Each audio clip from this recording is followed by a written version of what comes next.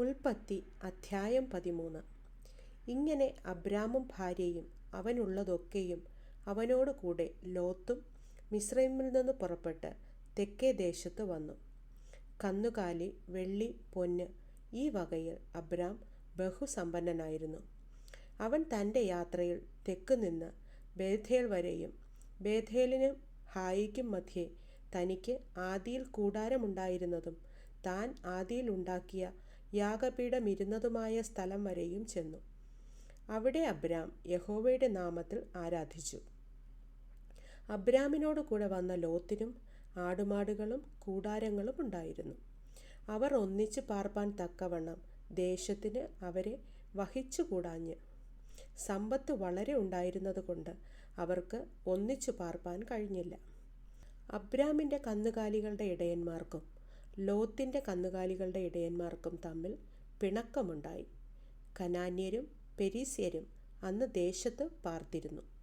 അതുകൊണ്ട് അബ്രാം ലോത്തിനോട്, എനിക്കും നിനക്കും എൻ്റെ ഇടയന്മാർക്കും നിൻ്റെ ഇടയന്മാർക്കും തമ്മിൽ പിണക്കമുണ്ടാകരുതേ. നാം സഹോദരന്മാരല്ലോ. ദേശമെല്ലാം നിൻ്റെ മുമ്പാകെ ഇല്ലയോ? എന്നെ വിട്ടു പിരിഞ്ഞാലും നീ ഇടത്തോട്ടെങ്കിൽ ഞാൻ വലത്തോട്ട് പൊയ്ക്കൊള്ളാം, നീ വലത്തോട്ടെങ്കിൽ ഞാൻ ഇടത്തോട്ട് പൊയ്ക്കൊള്ളാം എന്ന് പറഞ്ഞു.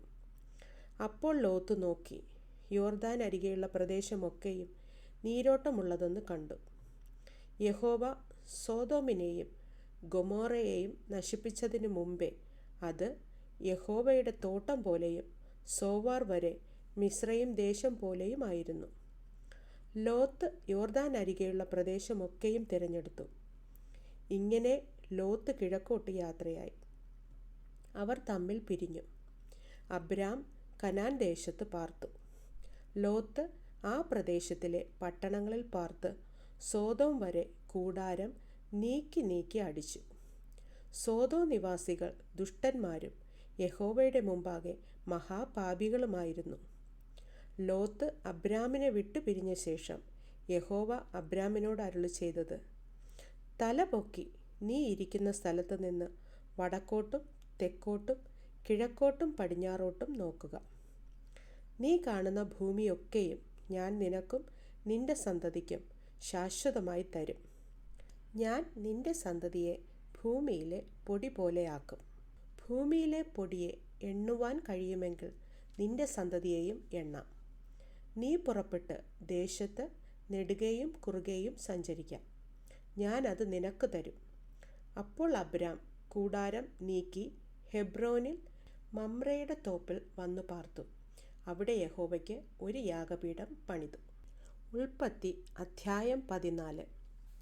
ഷിനാർ രാജാവായ അമ്രാഫെൽ, എലാസർ രാജാവായ അര്യോക്ക്, ഏലാം രാജാവായ കേദാർ ലായോമെയർ, ജാതികളുടെ രാജാവായ തീദാൽ എന്നിവരുടെ കാലത്ത് ഇവർ സോദോം രാജാവായ ബേര, ഗോമേറ രാജാവായ ബിർഷ, ആദ്മാ രാജാവായ ഷിനാബ്, സെബോയീം രാജാവായ ഷെമേബർ, സോവാർ എന്ന ബേലയിലെ രാജാവ് എന്നിവരോട് യുദ്ധം ചെയ്തു. ഇവരെല്ലാവരും സിദ്ദീം താഴ്വരയിൽ ഒന്നിച്ചുകൂടി. അതിപ്പോൾ ഉപ്പുകടലാകുന്നു. അവർ 12 സംവത്സരം കെദോർ ലയോമേരിന് കീഴടങ്ങിയിരുന്നു. 13-ാം സംവത്സരത്തിൽ മത്സരിച്ചു. അതുകൊണ്ട് 14-ാം സംവത്സരത്തിൽ കെദാർ ലയോമേരും അവനോട് കൂടെയുള്ള രാജാക്കന്മാരും വന്നു. അസ്തെരോത്ത് കർണയിമിലെ രഫായികളെയും ഹാമിലെ സൂസ്യരെയും ഷാവേ കിര്യാത്തായിമിലെ ഏമ്യരെയും സെയീർമയിലെ ഹോര്യരെയും മരുഭൂമിക്ക് സമീപമുള്ള ഏൽപാരാൻ വരെ തോൽപ്പിച്ചു. പിന്നെ അവർ തിരിഞ്ഞ് കാദേശ് എന്ന ഏൻ മിഷ്പാത്തിൽ വന്ന് അമാലേക്യരുടെ ദേശമൊക്കെയും ഹസെസോൻ താമാരിൽ പാർത്തിരുന്ന അമോര്യരെയും കൂടെ തോൽപ്പിച്ചു. അപ്പോൾ സോദോം രാജാവും ഗോമേറ രാജാവും ആദ്മാ രാജാവും സെബോയീം രാജാവും സോവാർ എന്ന ബേലയിലെ രാജാവും പുറപ്പെട്ട് സിദ്ദീം താഴ്വരയിൽ വച്ച് ഏലാം രാജാവായ കേദാർ ലായോമെർ, ജാതികളുടെ രാജാവായ തീദാൽ, ഷിനാർ രാജാവായ അമ്രാഫെൽ എലാസാർ രാജാവായ അര്യോക് എന്നിവരുടെ നേരെ പടനിരത്തി. 4 രാജാക്കന്മാർ 5 രാജാക്കന്മാരുടെ നേരെ തന്നെ.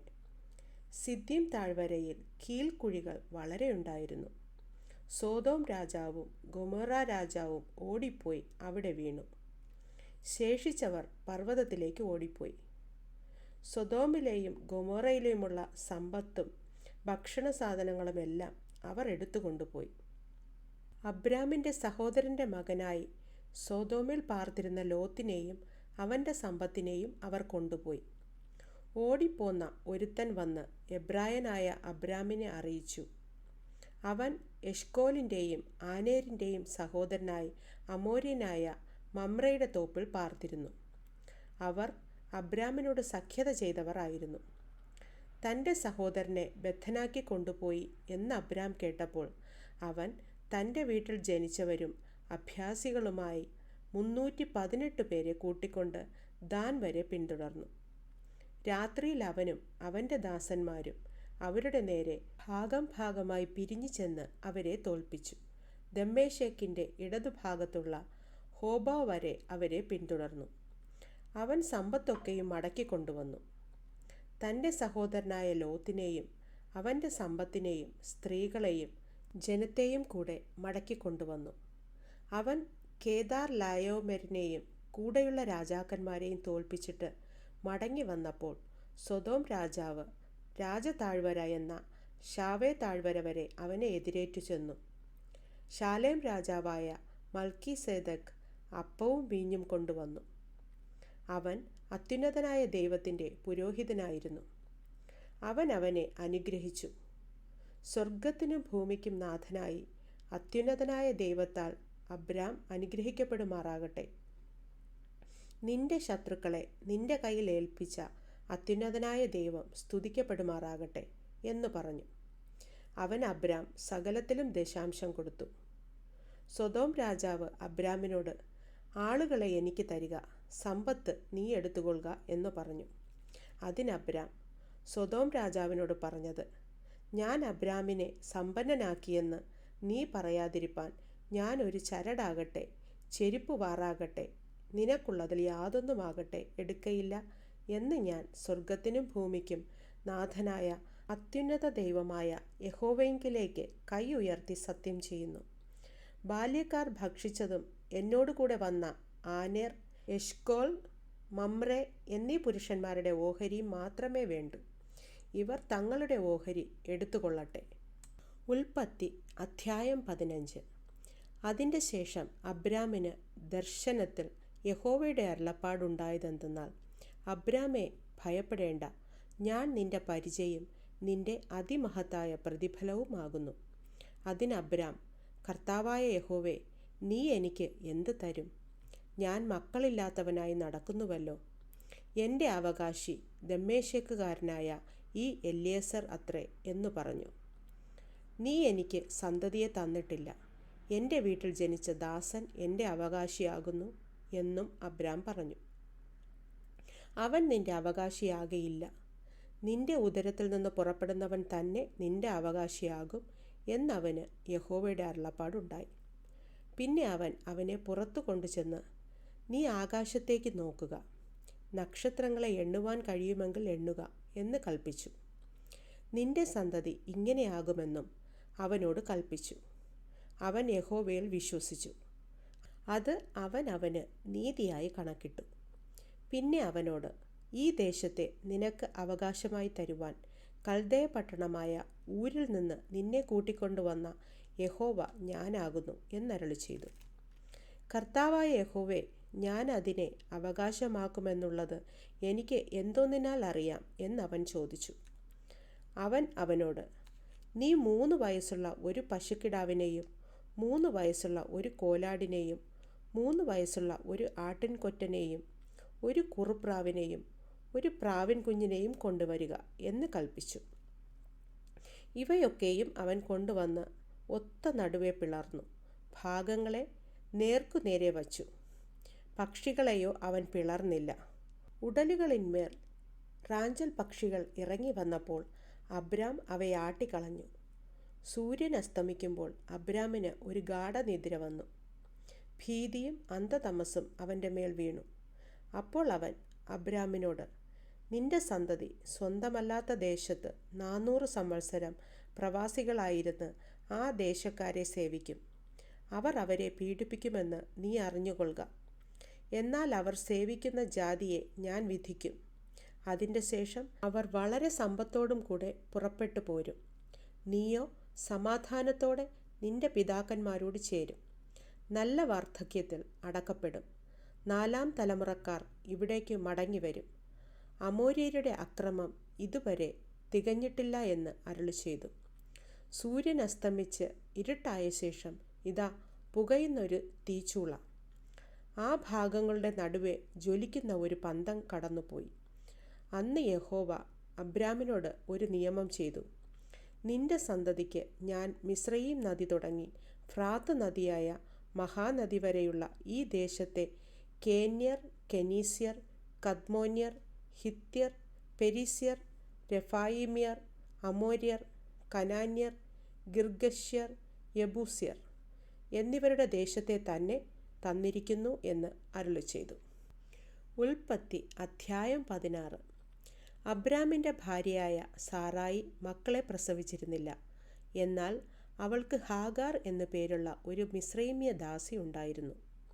സാറായി അബ്രാമിനോട്, ഞാൻ പ്രസവിക്കാതിരിപ്പാൻ യഹോവ എൻ്റെ ഗർഭം അടച്ചിരിക്കുന്നുവല്ലോ. എൻ്റെ ദാസിയുടെ അടുക്കൽ ചെന്നാലും പക്ഷേ അവളാൽ എനിക്ക് മക്കൾ ലഭിക്കും എന്ന് പറഞ്ഞു. അബ്രാം സാറായിയുടെ വാക്കനുസരിച്ചു.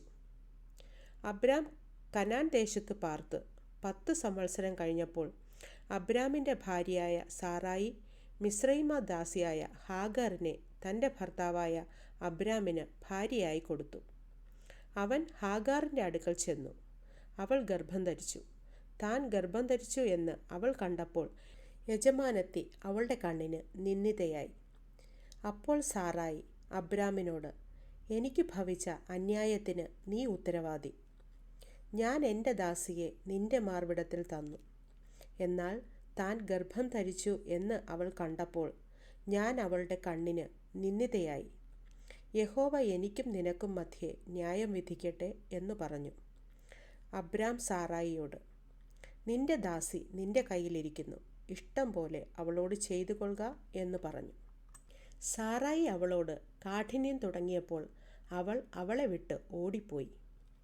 പിന്നെ യഹോവയുടെ ദൂതൻ മരുഭൂമിയിൽ ഒരു നീരുറവിൻ്റെ അരികെ, ശൂരിനു പോകുന്ന വഴിയിലെ നീരുറവിൻ്റെ അരികെ വച്ച് തന്നെ അവളെ കണ്ടു.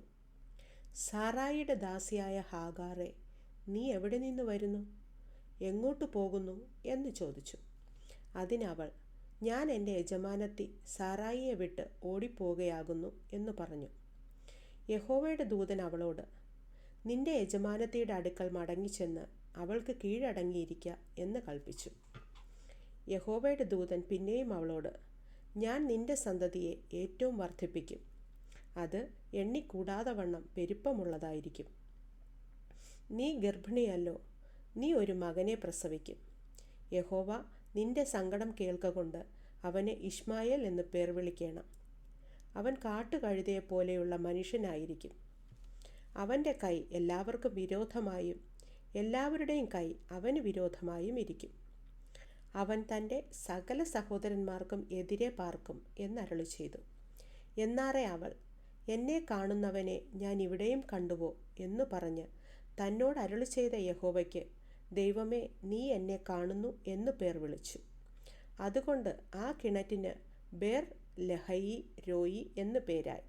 അത് കാദേശിനും ബേരദിനും മധ്യേ ഇരിക്കുന്നു. പിന്നെ ഹാഗാർ അബ്രാമിന് ഒരു മകനെ പ്രസവിച്ചു. ഹാഗാർ പ്രസവിച്ച തൻ്റെ മകന് അബ്രാം ഇശ്മായേൽ എന്നു പേരിട്ടു. ഹാഗാർ അബ്രാമിന് ഇശ്മായേലിനെ പ്രസവിച്ചപ്പോൾ അബ്രാമിന് 86 വയസ്സായിരുന്നു.